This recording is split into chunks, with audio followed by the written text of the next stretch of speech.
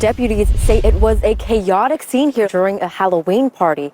32-year-old Spencer Duran used a machete from his costume to attack his fiancée's dad.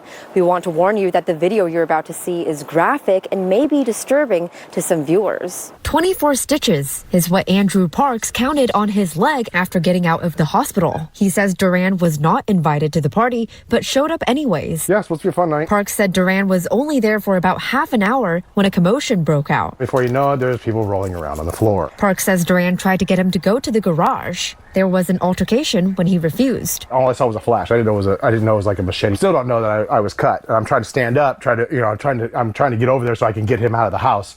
And then all of a sudden I collapse again and my leg comes up in front of me and I have this big gaping wound. I heard screaming inside the house. Jonathan Hopkins says he was also at the party. He says Duran is his wife's sister's boyfriend. I ran back in. That's when I seen Andrew on the ground with his leg like split in half because the guy like whipped out a knife and slit his leg in half, like all the way to the bone. It was horrible. They called the police at that time. The officer showed up and put this crazy tourniquet thing on. If it wasn't for the tourniquets that everybody was trying to apply and stuff like that, yeah, I probably wouldn't be here right now. Duran was arrested and charged with assault and appeared in court today. Hopkins says it was a scary night. I feel like I have PTSD from all this. But thankfully, it's only Parks' leg that was cut. Still alive, still around and kicking, so to speak. My ballet career is no good, but you know.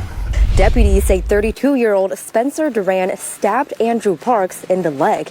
We're told Duran is engaged to Parks' stepdaughter.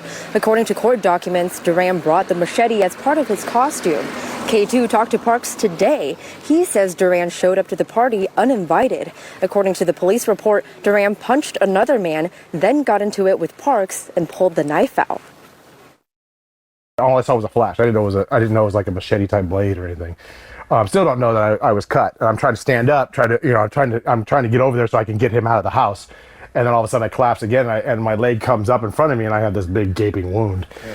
And I said, oh, okay, I've been cut. I'm bleeding. All I could think about is I'm bleeding to death. I mean, that's it. I was bleeding out because I was gushing blood. Parks says deputies who arrived on scene put a tourniquet on his leg and helped him get to a hospital. Deputies also arrested Duran, who was charged with assault. He appeared in court today. Large cities, small cities, rural, urban, east, west, southern Oregon, all of us are coming together for this. Mayors across Oregon are asking for help from state lawmakers to tackle homelessness. Thanks for joining us for KT News at 6. I'm Rick Asway, in for Deborah Knapp. And I'm Steve Dunn. It's a story we first brought you a couple of weeks ago when 25 Oregon mayors sent lawmakers a letter. Since then, more have joined their plight, and today we're learning more details about that plan. K2's Christina Giardinelli sat in on a meeting they held, is live in Salem now. What are they asking for, Christina? Yeah, city leaders are asking for just under $124 million in direct funding annually, and they want that to come to cities based on population. So they want $40 per person with no less than $50,000 per city per year.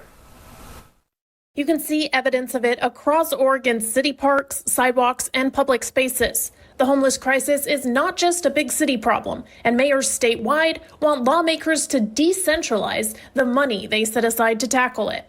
Beth Witowski, mayor of Dayton. Alternatives like competitive grants or county allocations and other models heavily favor larger cities who have staff to manage applications and programs, a luxury not affordable in many small cities. Mayors across the state have formed a task force to address the crisis. They're asking lawmakers for approximately $123.6 million in funds that would be given to cities directly each year.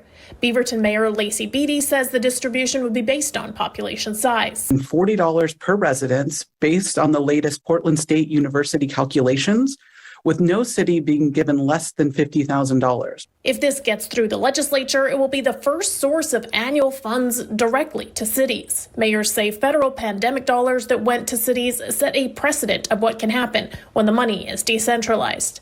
Mayor of Eugene, Lucy Venice. We have made significant investments with ARPA funds. The danger that we're facing is that without continued financial support from the state, that we won't be able to sustain the work that we've done. They say they've already gotten support from Oregon's candidates for governor and a handful of lawmakers.